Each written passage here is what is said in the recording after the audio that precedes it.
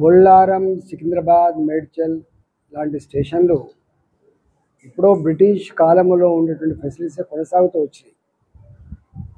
ఎప్పుడు కూడా 5 కోట్లు 10 కోట్లు రిపేర్ల కోసం ఇచ్చి ట్రూత్ పాలిష్ పనులు జరిగినాయి తప్ప పెరుగుతున్న జనాభాకు అనుగుణంగా ఇవాళ మొత్తం ప్రపంచం వేగంగా ముందుకు పోతూ ఉంటే మనం ఇంకా ప్రాచీన పద్ధతిలో ఉండడం మంచిది కాదని నరేంద్ర మోడీ గారు దాదాపు 2000 కోట్ల రూపాయలతో Nampally railway station, Kacheguda railway station, Secunderabad railway station, అదేవిధంగా మల్కాజిగిరి పార్లమెంటు పరిధిలో ఉండేటువంటి చెర్లపల్లి రైల్వే స్టేషన్ ఇలా అత్యాధునికమైన ఎయిర్పోర్ట్లను తలపించే పద్ధతిలో రైల్వే స్టేషన్ నిర్మాణం కొనసాగుతూ ఉంది. ఇవాళ ఈ మేడ్చల్లో కూడా 32 కోట్ల రూపాయలతో అధునాతనమైనటువంటి రైల్వే స్టేషన్ నిర్మాణం జరుగుతూ ఉంది. గౌడల్లి, గుళ్ళపోచంపల్లి, బొల్లారం, అల్వాల్, ఇవాళ అమ్మగూడ ఇలాంటి ఈ ప్రాంతాలలో కూడా ఇలా రైల్వే స్టేషన్లు మోడర్నైజేషన్ కావచ్చు.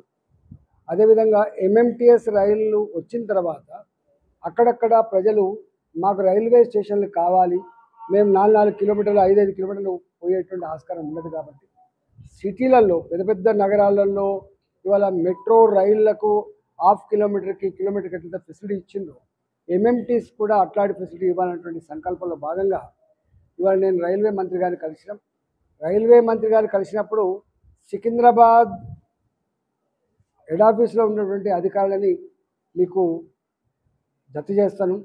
మీరు మొత్తం మీ ప్రాంతం అంతా కూడా కళ్ళి తిరగండి.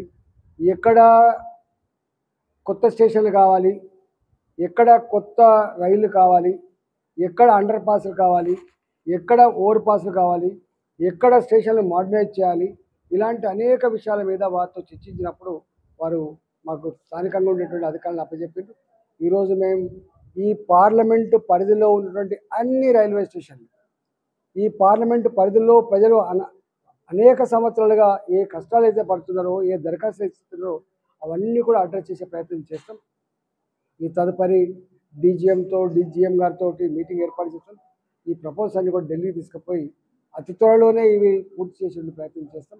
రాష్ట్ర ప్రభుత్వంతో సంపూర్ణంగా కోఆర్డినేట్ చేసుకుంటూ రాష్ట్ర ప్రభుత్వ పరంగా ఏ అడ్రస్ అయితే ఉన్నాయో అడ్రస్ అన్ని కూడా ఎప్పటికప్పుడు ఇరు రాష్ట్ర ప్రభుత్వం కేంద్ర ప్రభుత్వ అధికారులతో సంప్రదింపులు జరుపుకుంటూ ఇవి ముందుకు తీసుకుపోయే ప్రయత్నం చేయబోతా ఉన్నాం. తప్పకుండా ఇవాళ అనేక సంవత్సరాలు బొల్లారం గేట్ ఉన్నది, 2 గంటలు బంద్ అయిపోతుంది. వినాయకనగర్ గేట్ ఉన్నది, 2 గంటలు బంద్ అయిపోతుంది. అంటే చాలా ఇబ్బంది పడుతూ ఉన్నారు. మరి అమ్మగూడ దగ్గర ఒక రైల్వే గేటు బంద్ చేసుకొని అండర్ పాస్ వేసారు. అక్కడ విపరీతంగా ట్రాఫిక్ ఉన్నది, ఇబ్బంది పడుతూ ఉన్నారు. అదేవిధంగా చిన్న అండర్ పాస్లు ఉన్నాయి, వాటిని పెద్దగా చేయాల్సి అక్కడ ఉన్నది, వాటిని డబుల్ లేన్ చేయాల్సి అక్కడ ఉన్నది.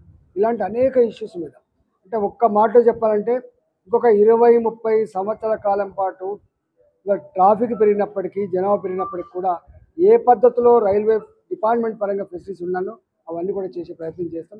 మాకు మల్కాజిగిరి పార్లమెంట్లోనే ఇవాళ మాకు రైల్వే ఉంటుంది, మల్కాజిగిరి పార్లమెంట్లోనే రైల్వే ఆస్తులు ఉంటాయి, వర్క్షాపులు ఉంటాయి. ఇవాళ ఈ పార్లమెంట్ పరిధిలో అనేక రైల్వే లైన్లు ఉన్నాయి.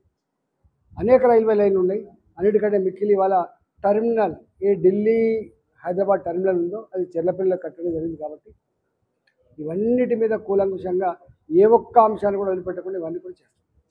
Thank you. అసలైన తొలి వెలుగు. ఫాలో వాట్సాప్ @తొలి వెలుగు official.